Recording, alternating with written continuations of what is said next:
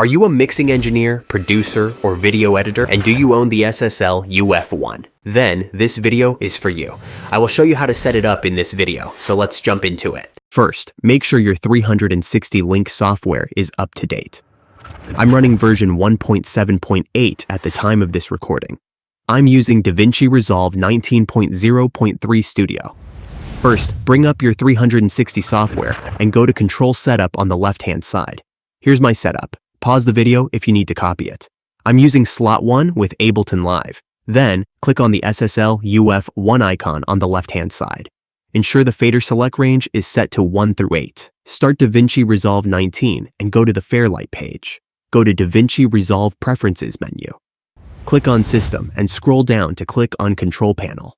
Make sure the MIDI audio console is checked. Click on MIDI Protocol and make sure to choose MCU. For MIDI input and output, I'm using MIDI port 1 as seen on the screen. Click Save and that's it. If it is not working immediately, you may have to restart your DaVinci Resolve before it takes effect. Here's a quick demo of the UF1 controlling DaVinci Resolve's fader. If this video helped you, please give it a like and share it. Thanks for watching. If you want to know how to control DaVinci Resolve using the Loop Deck CT, watch this video right here.